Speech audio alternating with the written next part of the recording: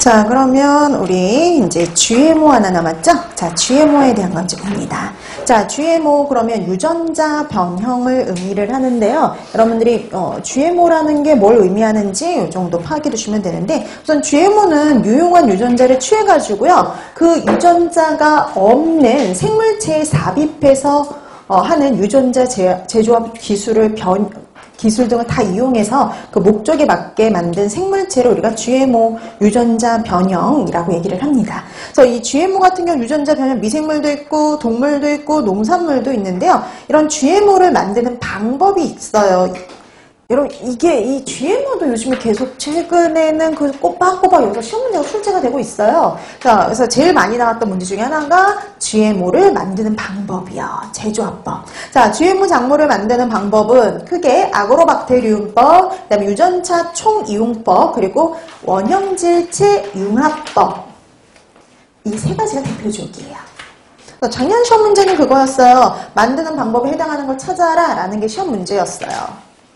자, 그래서 아그로박테리움법 나와있죠. 무슨 아그로박테리움법 같은 경우에는 식물의 근두암종병을 일으키는 토양세균이 있는데, 이걸 가지고 얘가 갖고 있는 플라스미드의 유전자에 구성하고 있는 유전자 중에서 식물의 종양을 일으키는 그 유전자를 제거하고요. 우리가 거기다 유용한 유전자를 집어넣는 거예요. 대신 유용한 유전자를 집어넣어서 아그로박테리움을 넣어가지고요. 유형을 연결시켜가지고 아그로박테리움에 넣은 후에 이 아그로박테리움을 식물세포에 접촉을 시켜가지고 유용한 그 유전자를 갖도록 하는 방법이라고 보시면 돼요. 유전자 총이용법은 총처럼 주입하는 방법이에요. 그래서 이거는 금이나 텅스텐 같은 금속 밀입자에다가요. 유용한 유전자를 넣은 다음에 총 같은 걸 이용을 해서 투입하는 방법, 이렇게 생각하시면 됩니다. 그다음에 원형질체 융합법 같은 경우는요, 세포벽을 제거한 다음에 그 다음에 조직 배양 시에 단세포 유래 식물체를 만들거나 아니면 유용한 유전자를 세포 내로 도입시키는 방법이라고 보시면 되는데,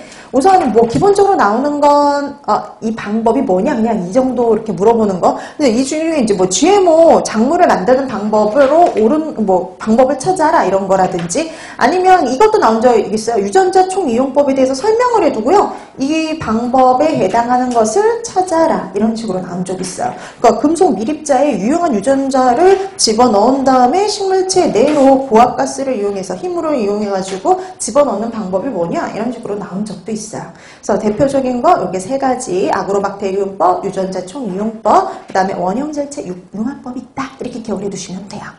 자, 그럼 이제 이런 유전자 변형 식품을 우리가 아무거나 도입해서 사용할 수 있는 게 아니라요. 우선 안전성 평가를 거친 다음에 허가된 것들만 사용을 하거든요. 근데 이때 안전성 평가의 항목이 되는 것들 보세요. 신규성.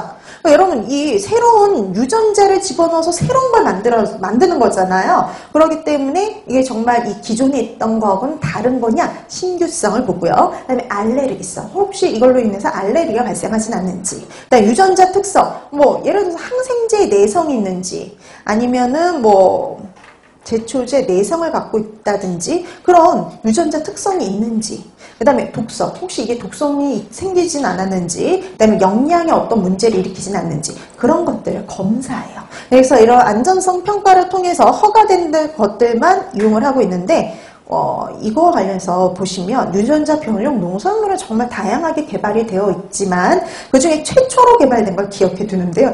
이거 시험 문제도 나왔던 거예요. 최초로 개발된 거. 전 세계에서 최초로 개발된 건요, 무르지 않는 토마토요. 그러니까 여러분, 토마토 이렇게 보관하다 보면 금방 물러버리죠. 근데 이 무르지 않는 토마토가 최초로 개발된 사례예요. 근데 이것도 있어요. 우리나라에서 최초로 승인된 GMO.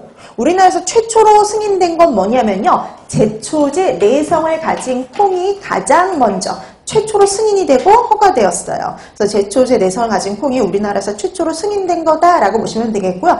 현재 우리나라에서 허가된 거는요, 6가지 품목이에요. 보세요. 콩, 옥수수, 유채, 면화, 사탕무, 알파파. 딱 6가지예요. 그래서 여러분, 거기 밑에도 뭐 그래서 이런 콩은 보통 이제 대두라고 표시를 해도 되고요. 그 다음에 여러분, 유채가요, 카놀라예요. 카놀라. 여러분, 그 카놀라 아시죠? 왜 그 식용유 보면 카놀라유 있잖아요. 그 카놀라, 그게 유채예요. 유채. 그래서 그럼 콩 하면 콩대두라고 써도 되고요. 그 다음에 유채, 카놀라라고 써도 상관이 없어요. 그래서 카놀라유에 들어가는 그 카놀라 유채들은 다 유전자 제조합인, 유전자 변형인 경우가 많아요. 왜냐면 그게 가격이 훨씬 저렴하거든요. 자, 그래서 콩, 옥수수, 유채, 면화, 사탕무, 알파파 딱 6가지 품목만 우리나라에서 그 승인된 품목이다라고 보시면 돼요. 딱 6가지밖에 없어요. 자, 그다음에 표시 대상 보실래요? 자, 표시 대상 우리 농산물 아까 승인된 GMO는요 반드시 표시하도록 되어 있어요. 참고적으로 12포인트 이상으로요. 그러니까 우리 보통 표시할 때 있잖아요.